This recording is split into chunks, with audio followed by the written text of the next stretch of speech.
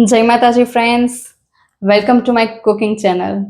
આજે આપણે બનાવીશું નાના મોટા બધાને ભાવે એવી ટેસ્ટી અને હેલ્ધી રેસીપી. એના માટે આપણે અહીંયા 1 વાટકી ચણા રાત્રે જ પલાળી લીધા હતા.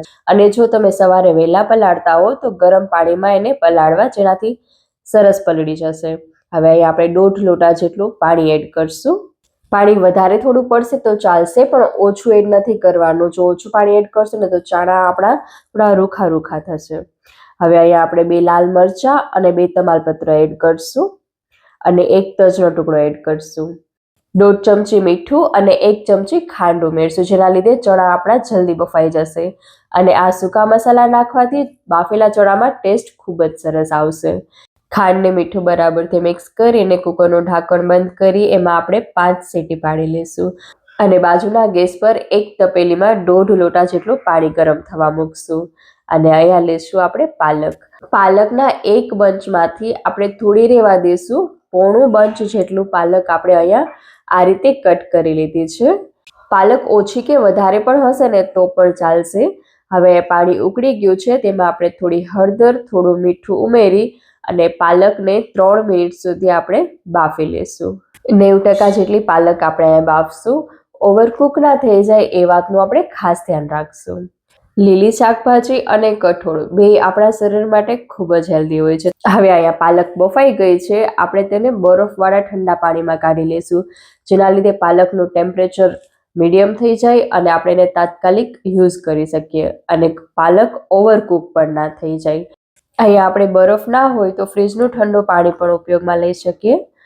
અને મિક્સર જાર લઈશું, તેમાં આપણે પાલક એડ કરશું. બાફેલી જેટલી પણ પાલક છે એ બધી આપણે અહીંયા એડ કરી દઈશું. અને 1 મરચું આપણે અહીંયા કટ કરીને એડ કરશું અને થોડીક કોથમીર એડ કરશું. આનાથી એનો ટેસ્ટ ખૂબ જ સરસ આવે છે. 2 ચમચી દહીં ઉમેરશું.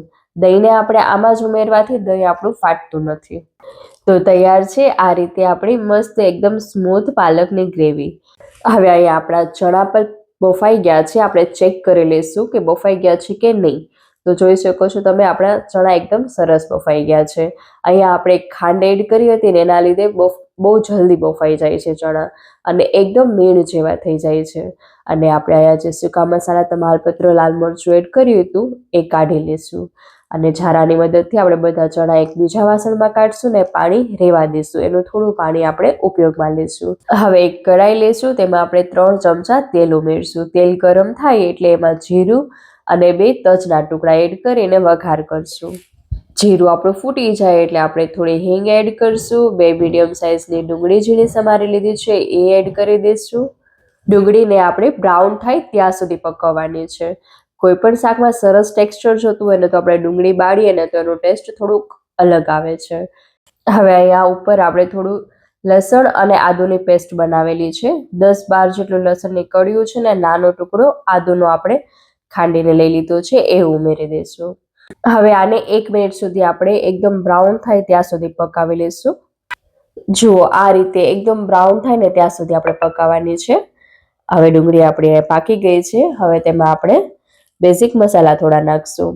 હળદર થોડી ઉમેરશું, થોડું 1.5 ચમચી જેટલું ધાણા જીરું ઉમેરશું, લાલ મરચું 2 ચમચી ઉમેરશું અને 1 ચમચી કાશ્મીરી લાલ મરચું ઉમેરશું. અહીંયા તમે તીખું જે પ્રમાણે ખાતા હોય એ પ્રમાણે તમારે લાલ મરચું એડ કરવાનું છે. અમારા ઘરમાં તીખું મસાલેદાર થોડું વધારે ખવાય છે તો મેં લાલ મરચું વધારે એડ કર્યું છે. હવે આ મસાલા આપણે થોડી વાર માટે પકાવી લઈશું. 10-15 સેકન્ડ સુધી આપણે પકાવવાના છે, વધારે પણ નથી પકાવવાના, નહીંતર એ બળી જશે. હવે આપણે જે પાલકની ગ્રેવી બનાવેલી છે એ એડ કરી દઈશું. પાલકની આ ગ્રેવી તમે આમાં જ નહીં પણ બટેકાનું શાક છે કે કોઈ બી શાક સાથે તમને જેની સાથે પાલક ભાવતી હોય તેની સાથે તમે આ રીતે ગ્રેવી બનાવીને વઘાર કરીને શાક બનાવી શકો છો. જો બાળક પાલક નથી ખાતા તો આ રીતે એ પાલક ખાશે. એમને ખબર જ નહીં પડે કે આમાં આપણે પાલક એડ કરી છે અને ટેસ્ટ બી આનો ખૂબ જ સરસ આવે છે. હવે આ રીતે આપણે મસાલા સાથે મિક્સ કરીને પાલકને 5 થી 6 મિનિટ સુધી આ મસાલાને આપણે પકવવાનું છે, જેના લીધે પાલકનું બાફલા જેવું એકદમ ફીકો ટેસ્ટ ન આવે. મસાલા બધા પાલક સાથે મસ્ત સેટ થઈ જાય અને ટેસ્ટ ખૂબ જ સરસ આવે. તેલ છૂટું પડી જાય ને ત્યાં સુધી આપણે આને પકવવાનું છે. જો આ રીતે આપણું મસાલા એકદમ સરસ પાકી ગયા છે અને તેલ છૂટું પડી ગયું છે. જોઈ શકો છો તમે, કલર પણ એનો એકદમ ચેન્જ થઈ ગયો છે. પાલકમાં મસાલા બધા બરાબરથી મિક્સ થઈ ગયા છે. હવે આને આપણે વધારે ટેસ્ટી બનાવવા માટે છોલે મસાલા એડ કરશું, જેના લીધે આનો એકદમ છોલે જેવો ટેસ્ટ આવશે અને ખૂબ જ સરસ ટેસ્ટી શાક બનીને તૈયાર થશે, પંજાબી શાક આપણું. હવે અહીંયા આપણે આપણા બાફેલા ચણા એડ કરી દઈશું. એનો લુક જોઈને જ કેટલું ડિલિશિયસ લાગે છે અને ખાવામાં પણ ખૂબ જ ટેસ્ટી બનીને તૈયાર થાય છે અને હેલ્ધી પણ છે. તો બધી રીતે આ શાક આપણું ખૂબ જ હેલ્ધી અને ટેસ્ટી છે. કહેવા માટે જ નથી કહેતા, તમે બનાવીને જરૂર ટ્રાય કરજો, ખરેખર ખૂબ જ ટેસ્ટી બનીને તૈયાર થશે. લુકમાં પણ તમે જોઈ શકો છો કેટલું સરસ લાગે છે. હવે આપણે અહીંયા ચણાનું બાફેલું પાણી અને જે ગ્રેવી બનાવેલી હતી પાલકની, એમાં થોડું પાણી મિક્સ કરી અને આમાં આપણે અડધા કપ જેટલું પાણી એડ કર્યું છે.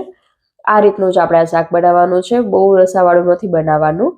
હવે આને આપણે થાળી ઢાંકીને ખાલી 1 મિનિટ જેવું પકાવી લેશું. ત્યાં સુધી આપણે સાઈડમાં વઘાર કરવા માટે 2 ચમચી ઘી લેશું. અહીંયા તમે ઘીની જગ્યાએ તેલનો પણ ઉપયોગ કરી શકો છો, પણ ઘીનો ટેસ્ટ ખૂબ જ સરસ આવશે. અહીંયા આપણું શાક પણ જો બનીને તૈયાર થઈ ગયું છે. ખાલી બસ આપણે હવે એનો લાસ્ટ તડકા આપવાનું બાકી છે. જોઈ શકો છો તમે કેટલું મસ્ત પાલક અને ચણા સાથે મિક્સ થઈ ગયા છે. બસ ખાલી 1 થી 1.5 મિનિટ જેવું જ આપણે આને થાળી ઢાંકીને પકાવેલું છે. હવે અહીંયા આપણું ઘી પણ ગરમ થઈ ગયું છે. તેમાં 1 સૂકું મરચું 2 ટુકડા કરીને અને લસણની ઝીણી ઝીણી કટકીઓ કરી અને આપણે આનો વઘાર કરી દઈશું. અહીંયા આપણે લસણને થોડુંક લાલ થવા દેવાનું છે. ત્યારબાદ આપણે તેનો વઘાર કરશું. આ વઘાર શાકમાં ગજબનો ટેસ્ટ લઈ આવશે. રેસ્ટોરન્ટ અને ઢાબાનું શાક પણ આપણે ભૂલી જશું જો ઘરે આ રીતે આ શાક બનાવશું ને તો. આને તમે પૂરી સાથે, રોટલી સાથે કે ભાખરી સાથે કોઈ પણ વસ્તુ સાથે ખાઈ શકો છો. પૂરી સાથે ખાશો ને તો છોલે ભટુરે જેવો ટેસ્ટ આવશે. અને હવે આપણે આમાં કોથમીરથી ગાર્નિશ કરી દઈશું શાકને.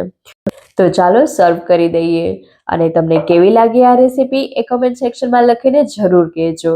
અને જો વિડીયો ગમ્યો હોય તો વિડીયોને એક લાઇક, શેર અને ચેનલને સબસ્ક્રાઇબ કરવાનું ના ભૂલતા. આગળ મળશું નવા વિડીયોમાં નવી રેસીપી સાથે. ત્યાં સુધી આવજો. Bye bye. Take care.